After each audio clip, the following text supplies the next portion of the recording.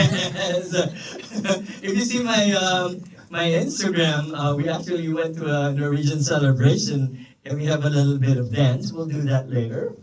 So I know you saw a lot of the Norwegian shorts, but is there anything Nordic in what you showed us in the storytelling? We were talking about music video. Instead of music video, there's so many things happening there. Relationships, maybe age gap relationships. How it's hot in the beginning and it becomes bleak and dark at the end.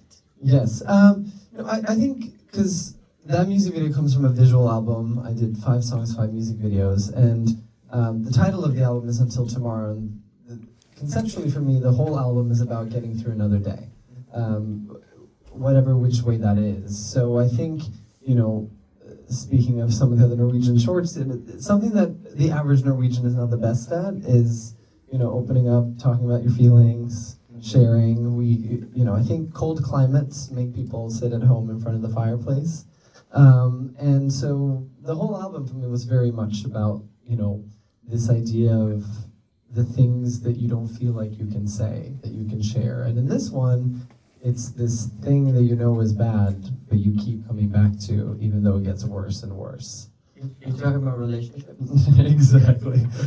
Well, it's like, for me, the concept that started the idea for me was that I think water is one of the most inviting and friendly looking things in the world. It's the reason why we have to have flags on the beach, because you go, oh, it looks so nice, and it's like, it will kill you.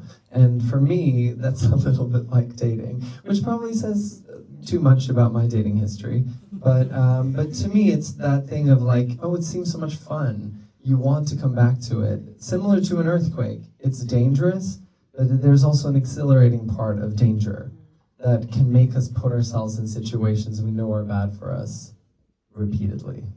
I guess you said it's autobiographical. Yeah, exactly. Oh, yeah. Well, that was why it was very important to me that towards the end, there's that moment when I've left the water and I got my back to the water, and the fact that falling back in is a choice. You had fully the opportunity to walk away, but you're thinking about the memories and you choose to put yourself back there. Yeah, like my life. Oh my God, this is so funny. Sorry, some people know me here, so. It's like an insider joke. Shh, wait. Sorry. No, I'm just so excited about how finally I have like a Norwegian lineup. Usually it'll be just 1 and 2 and 3. But you're Norwegian from here, and when we went to the celebration of the Norwegian celebration there, I think you mentioned like, oh, there's so many of us here. Well, I've been involved with the Norwegian Seamen's Church a bit, so I've done concerts on 17th of May, and like 17th of May, the street fair is fairly large, but I was shocked at how many people there were, because there were like thousands of people there. Yeah. They say there's more Norwegians in around the world rather than in Norway. Norway? Yeah, there's a joke in Norway where we say that it's more Norwegian to be American than it is to be Norwegian. Actually, yeah. Well, because there are more Norwegian descendants in the U.S. than there are in Norway. So the celebration actually is called crossing. Believe it or not, him to be here has crossed several times. So we're talking about it, the origins of your family and you being here. Yeah, so I'm the 4th generation in a row to move across the Atlantic. So my great-grandfather came to the U.S. in 1900, and he ended up back in Norway. My grandfather, having probably heard stories about the U.S. from his dad, came over here, went to school in Nevada, but ended up living in New York, met my grandmother, who grew up in the same town I grew up in Norway. They met here, got married here. My mom was born in New York City, grew up in Texas, and she took some further education in Norway, met my dad, stayed, and then now I've moved over. So I don't know if we just run away from our own family, or if we're just drawn for adventure. But yeah, it's that weird thing of like, when people talk about being first generation or whatever, I'm like, in some ways, I grew up in Norway. Born over there, right? Yeah, I was there for 18 years. So I was like born there, my parents are still there, so in many ways it feels like first generation, but then also my mom's American, my grandfather gave up his citizenship to become American, so in some ways I'm third. So my family's all confusing. We just like to travel and explore new places, I guess. There's so much alike, I'm confused. I don't know, but I always wear it in Norway. That's amazing. Yeah, forever, but I'm wearing it. So, shh. So, well, I got distracted there. Yes, cinematography, right? But talking about earthquake, a lot of them, when they saw you, saw the different parts of the cinematography, they all freaked out. And one of them, I think, is Leah Fitz. Yes! Any comments or questions? Since he's here, we might as well ask him a question. Please Leah? tell us all the secrets. How did you pull it off? I mean, the cinematography is great. The producing part of it, right? Putting people together.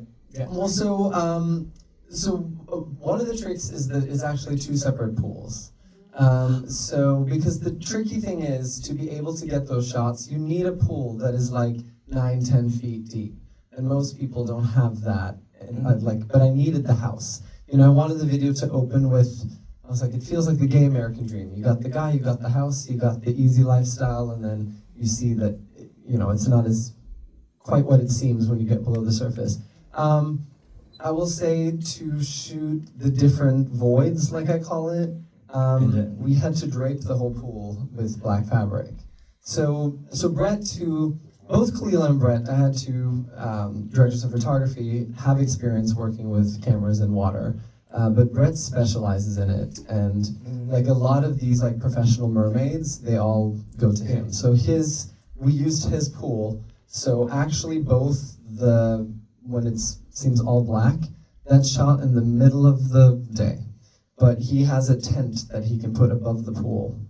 So we shot the daytime with no draping so you can see the blue lining. And then we moved the tent over the pool and then draped it so that we could get that sort of black void. Interesting. But it's exhausting, I can say that. How many days was the swimming and both pools? Everything underwater is 1 day, and everything above water was another day. Just because they were two different. It was shot in Los Angeles. The house was like on the hills in Tarzana, and was it Long Beach? Something like that, where the other pool was. So it wasn't possible to do them both in 1 day. Well, choreography.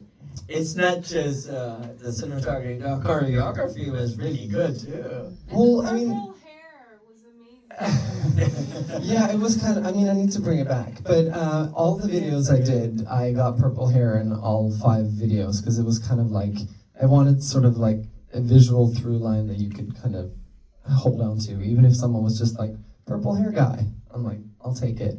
Yeah, choreography. But the choreography, so Monica, so the funny thing is I actually got Barrett on board first. If you've seen NCIS LA or... You mean the other guy with the makeup? Yes. The guy that's not me. The guy is like... So I got him on board first. He was on NCIS LA for like 12 seasons and also recently on The Residence on Netflix. But he was on NCIS LA with Monica's sister. And Monica has worked with Doja Cat and Phineas and Olivia Rodrigo. She was nominated for an MTV VMA. I was very happy that she was even willing to talk to me. But I presented the concept to her and she goes, I've never done anything like it. I love the concept. She has done a lot of choreography and she wanted to do more directing as well. So she said, this project just aligns so well with me. And her bread and butter is being a movement director. So adding all that choreographic language into it, that was her and really added so much to it. So one last short question, I guess, about cinematography, since you're into that, the cinematography. Sige mo lang. Yeah. One question. Because I color all my films, Mm-hmm. and color outside of water is different. Yes. Color inside water is different as well. That's why there's underwater coloring or underwater cameras. Yeah. So do you use special lenses for that, or do you use like the like masking or something? So for the first set underwater, it's mostly just it's daylight. So that light kind of spreads very evenly in the water. For the second round, then we've draped. We have no natural light, and we have a very harsh light that's sent right into the pool, so that we can get a sort of dramatic feel underwater. So that's the main lighting. I mean, it was I did have a colorist work on it at the end, but mainly natural, and then just the contrast because the light dances so differently. The thing that I didn't know that was amazing is that you have something called, might not be the right term, but water directional speakers, which means it's a special speaker that goes underwater, and you could speak into a microphone, and when you're underwater, you hear it clear as day. So Like this? Just like that, but it's weird because it doesn't feel like it comes from a direction, it's just omnipresent.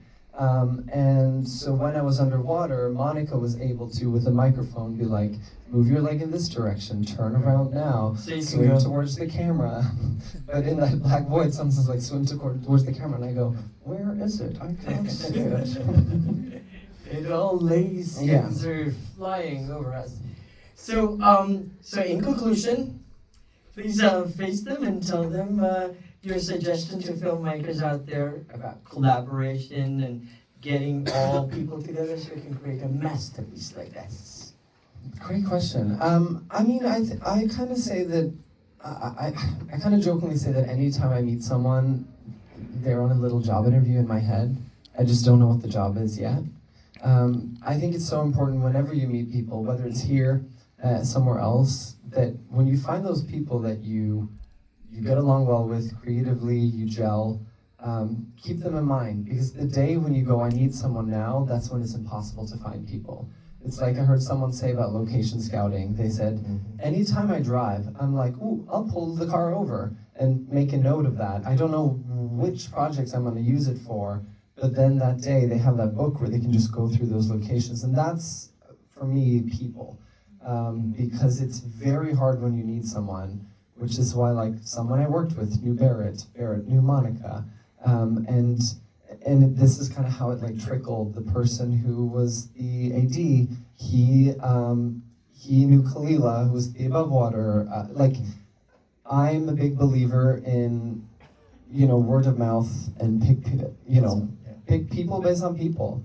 Judi Dench says that she never picks a project based on the script. She only picks it based on people. Ooh, but I hope in your mind I'm hired. There you go, exactly. Ladies and gentlemen, I think the hottest filmmaker in the International Film Festival, Magnus Riise!